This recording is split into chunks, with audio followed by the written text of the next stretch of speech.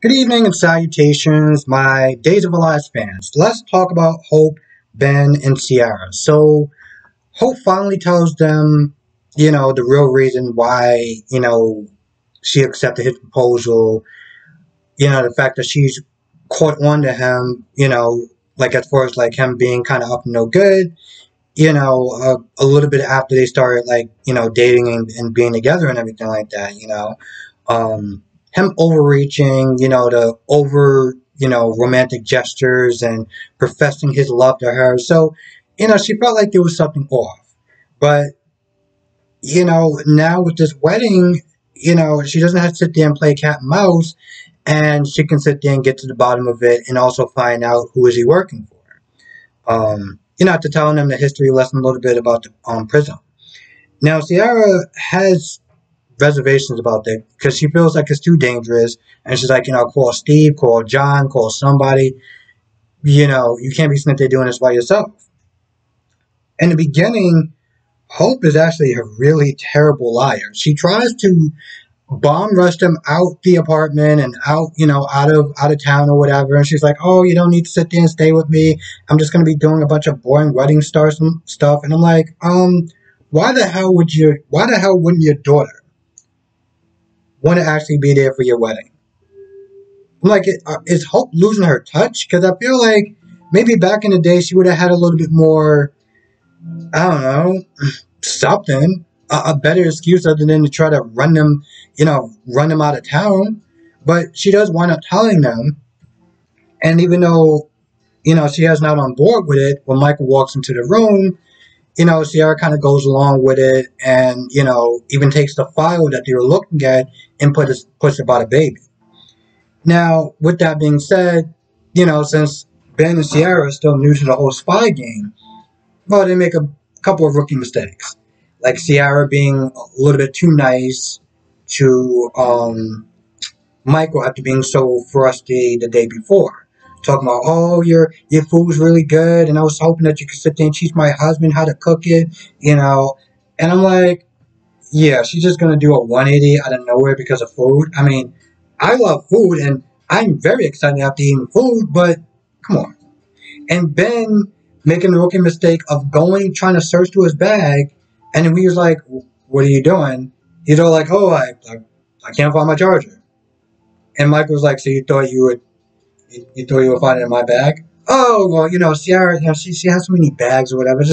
I just can't tell. Oh, look who it is. It's my charger, out in plain sight. Yep. All right. Well, I don't want to get late for the wedding, so I'm just gonna get dressed and meet y'all guys down there. Now, earlier, Michael was there talking to Megan, and I'm not gonna lie, when he had on a black jacket and the shirt and everything like that, I'm just like, bro. Now, for the Days fans, you may not understand this, but for a long time, he played a character named Jason Morgan, and one of his signature looks was all black, black jacket, black shirt, and everything like that. So when I'm sitting there writing my notes, I'm like, so Jason, so Michael was sitting there. It was so like, bro, really, you couldn't wear any other clothes. I get that you're the bad guy, whatever, but like you couldn't just wear like a any color jacket. I mean, he had to wear a black leather jacket. Anyway, Megan wants Michael to kill Hope. Now, he has reservations about doing it, not so much about doing it, but about the way and the timing of it. But it gives Megan a bit of doubt. So much doubt that she wound up calling Thomas Banks to, make sure that the job gets done. So, Sierra, I guess, tries to talk her out of it one more time. And this is where Sierra's annoying side just plays right out. So Sierra starts lecturing her about vows and marriage and, how you don't take it for granted and, when you married my dad or whatever, it meant something and this is not something to be messing around with. And I'm like, bro, you do realize that she's only marrying him so this way she can get to the bottom of this. She's not marrying him for love. And you're sitting there talking about the sanctity of marriage and lies and things of that nature. Bro, this is a work thing. Okay? Like the lecture was so not needed. It was so not needed. But that's just how Sierra is. You know, what people mistake for spunk, it just comes across as annoying. And during the wedding, which by the way, she actually wears the prism, you know, like in her shirt or whatever. And I'm just like, bro, what are you doing? You know that's what he's looking for, and you're just gonna just dangle it right in front of his face? Like, did I miss something? So they start with the ceremony, and you know, Sierra kind of stops her a little bit, like, no, you don't want to do this, you really don't want to marry him, yada yada yada. Now Ben is like, yo, just chill, just let this play out. And I'm like, I don't understand like her whatsoever. I feel like that was such a bad timing of doing it, and it's like you're pretty much giving her away when she's trying to keep this thing under wraps because she doesn't know how to behave. And again, I understand how a lot of people like her. She's very forward and like, you know, she doesn't hold back. She's straight to the point, and I like that. But she doesn't understand tact. And after a while, it just gets hell of annoying. Anyway, it almost looked, I guess, Thomas Banks, I was going to call her Susan Banks. Thomas Banks went up shooting her. Somebody went up shooting her. Before that happened, she saw a flash. She turns around. There's a shot. You see her on the ground, bleeding, and Ben being like, yeah, she's dead. Now, I think that it's one of those little explosive packs of like ketchup or whatever that people use when it fake like they got shot or whatever. I remember seeing that in CSI Miami.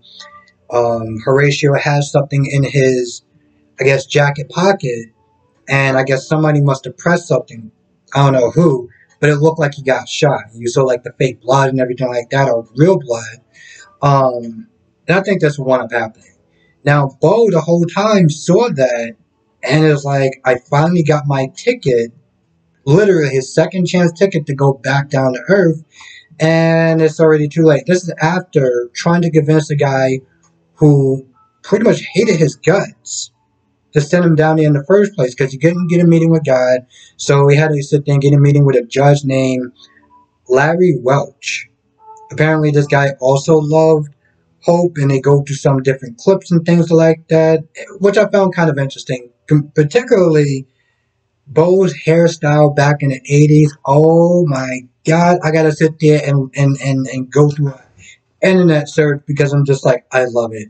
I love it. It is like classic 80s, classic 70s hairstyle and beard and everything like that and goatee. I'm like, I love it. I'm here for it. Um, but what Bo did, because he didn't think that Larry was gonna sit there and give him a day pass. But Larry did used to have feelings for Hope, and he was like, listen, if you forget me for a minute. If you have any feelings, any caring whatsoever, you will send me back down there to help Hope. And apparently he got his wish granted, which is smart of him. To play on his feelings for her. But now he looks at this picture and he sees that she's been shot, or it looks like she's been shot, and he's devastated. And it's just like, what's the point now? But they're probably going to send him down anyway, so I guess we'll see. Now, Wendy managed to get the tickets from Shen, um, which I want to sit there and talk about Shen and Gabby for a hot minute. I feel like at this point, the fact that Shen can't tell that he's more into her than vice versa is just somewhat sad. Um, and maybe this is just me, but whenever they're about to get together and do something, it's always Shin that's making the first move. And it's always like Gabby is just like, all right, whatever, I'm just going to let it happen. Um, and it's just,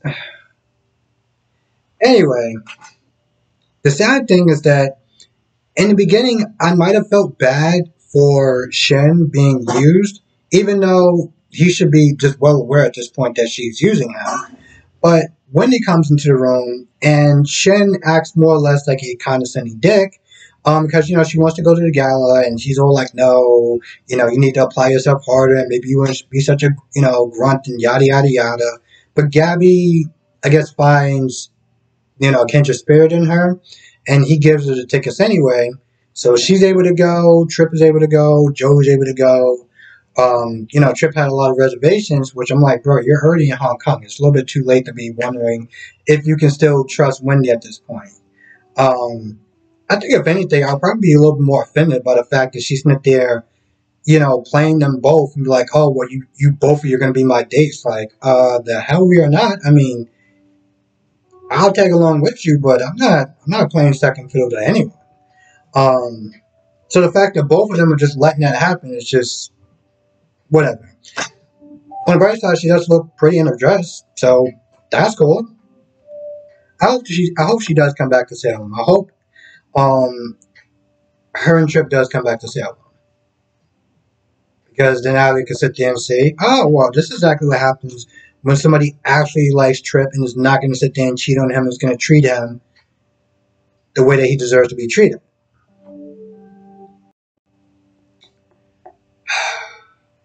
We still don't know why Megan actually wants to use prisons, but I hope by the end of the series that we'll sit there and find out. Even when I was going to say Jason, and it's just a simple fact that Michael was dressed up in all black and everything like that, asking a bunch of questions, and she's still just like, oh, well, you don't get paid for that. You get paid to do stuff, and right now I need to sit there and kill Hope. I don't know. You looking a little bit skittish there. Let me get my boy to sit there and back me up. We still don't know. I said Stefano because I thought that's why she would be going through all this trouble for. But now I think about it, that may actually not be the case. Now, she did sit there and say she was in love with Brady. I mean, with Bo. But maybe it'll be Bo. I don't know. It'd be kind of a wasted wish. I'm saying this like it's a damn Dragon Ball Z. I have no idea what her goal, her end game is, but hopefully we'll find it out soon. I'm gonna be completely honest. I felt like some of the scenes, well, pretty much the entire scenes, for the most part, was kind of pointless between Andrew, and Paul. Besides their mountain attraction for each other, they didn't really do too much of anything. I mean, they got dressed, and he was helping him get dressed and putting on a tie and cufflinks and things of that nature. And you can clearly see there's something there.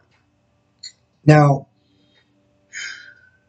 they didn't really do too much in this episode, so it was kind of like, eh. But ultimately, when they do get together, does it really matter? I mean, unless they're actually going to translate that moving forward, we're just going to sit here and see two couples being together, and then at the end of Beyond Salem, it's just going to be like, yep, I'm so glad that I got invested in those two couples, because it went absolutely nowhere. Now, I could be wrong, and they could sit there and maybe invite them into Salem. That would be interesting. I do like Paul as a character. So I'm hoping that they bring him back in. I mean, I'm hoping that they bring him in. But they got so many other storylines and so much other stuff that's going on that I feel like in some ways it would be kind of a bit of a piss on the other characters. And we know that they're going to be bringing Stephanie in there. I'm hoping that they're going to be bringing Wendy in there.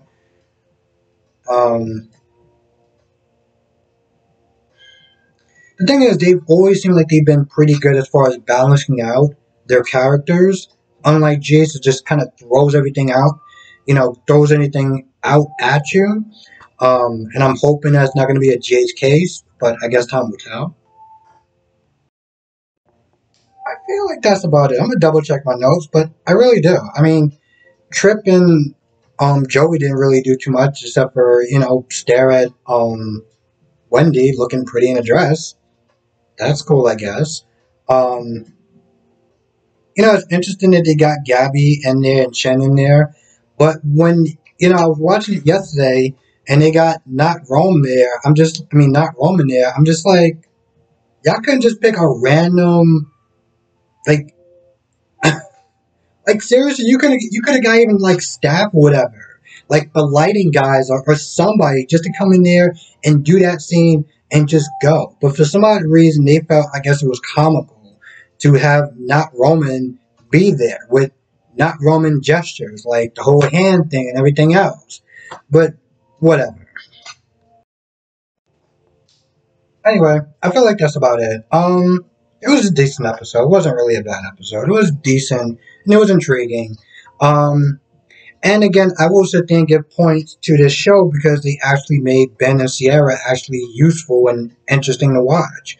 I mean, granted, Sierra can always be kind of annoying, but at least unlike Salem, when they're just kind of just there in PDA and not really doing anything, at least they actually had them on an adventure, and I can appreciate that. So with that being said, I'm going to go. I want to thank you for watching. Be safe. Let me know your thoughts down in the comment section below, and I'll see you in the next video.